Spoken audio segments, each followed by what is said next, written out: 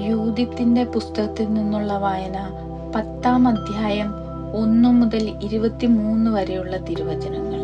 ശത്രുപാളയത്തിലേക്ക്.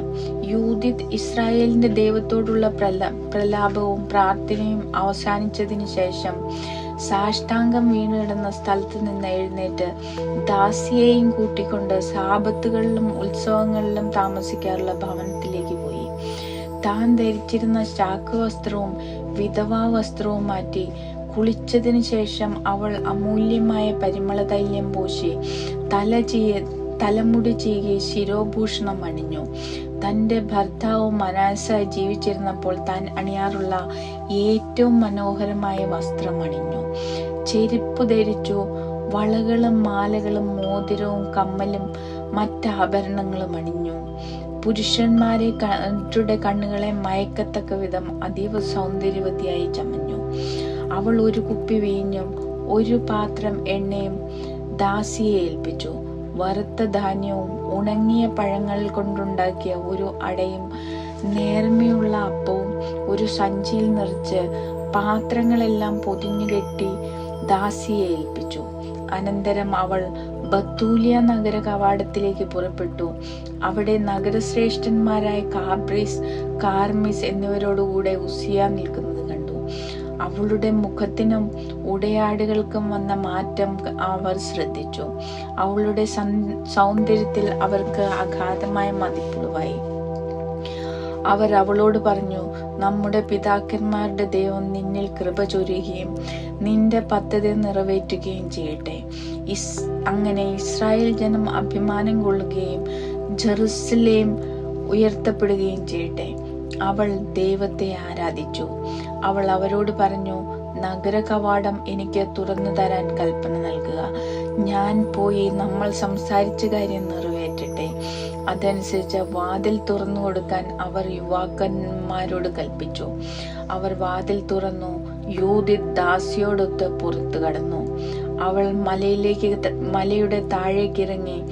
താഴ്വരയിലൂടെ അവൾ നടന്നു നീങ്ങുന്നത് ദൃഷ്ടിയിൽ നിന്ന് മറയുന്നത് വരെ നഗരവാസികൾ നോക്കി നിന്നു.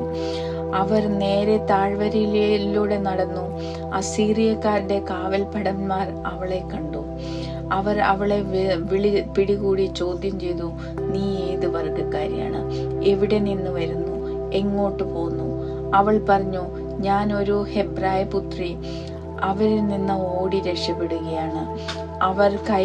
അവർ നിങ്ങളുടെ കൈകളിൽ ഏൽപ്പിക്കപ്പെടാറായി.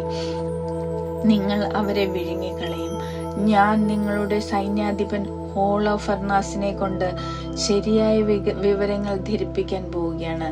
തന്റെ ഒരാളും പിടിക്കപ്പെട്ടോ കൊല്ലപ്പെട്ടോ നഷ്ടപ്പെടാതെ മലനാടാകെ പിടിച്ചടക്കാൻ ഉതകുന്ന ഒരു മാർഗം ഞാൻ അവന് കാണിച്ചു കൊടുക്കും. സൗന്ദര്യത്തിടമ്പായി തോന്നിയ അവളുടെ മുഖം ദർശിക്കുകയും വാക്കുകൾ ശ്രവിക്കുകയും ചെയ്തപ്പോൾ അവർ അവളോട് പറഞ്ഞു, തങ്ങളുടെ യജമാന്റെ സമീപത്തേക്ക് ഓടിപ്പോകുന്നത് കൊണ്ട് നീ നിന്റെ ജീവൻ രക്ഷിച്ചു. ഇപ്പോൾ തന്നെ അവന്റെ കൂടാരത്തിലേക്ക് ചെല്ലുക. ഞങ്ങളിൽ ചിലർ കൊണ്ടു ചെന്നാക്കാം. അവന്റെ മുൻപിൽ ഭയത്തിന് അവകാശമില്ല. ഞങ്ങളോട് പറഞ്ഞു തന്നെ അവനോടും പറയുക. അവൻ നിന്നോട് ദയാപൂർവം പെരുമാറും.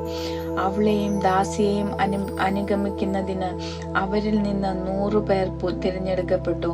അവർ ഹോളോഫർനാസിന്റെ കൂടാരത്തിലേക്ക് അവരെ നയിച്ചു. അവളുടെ ആഗമന വാർത്ത കൂടാരം തോറും പരന്നപ്പോൾ പാളയമാകെ ഇളകി വശായി. അവൾ ഹോളോഫർനസിന്റെ കൂടാരത്തിന് വെളിയിൽ കാത്തു നിൽക്കുമ്പോൾ അവർ ചുറ്റും കൂടി. അവൾ ഹോളോഫർനസിനോട് അവളെ പറ്റി പറഞ്ഞു. അവളുടെ സൗന്ദര്യത്തിൽ മതിമറന്ന അവർ അവളെ പോലെയാണ് ഇസ്രായേല്യരെല്ലാം എന്ന് നിരൂപിച്ച് അവരെ പുകഴ്ത്തി.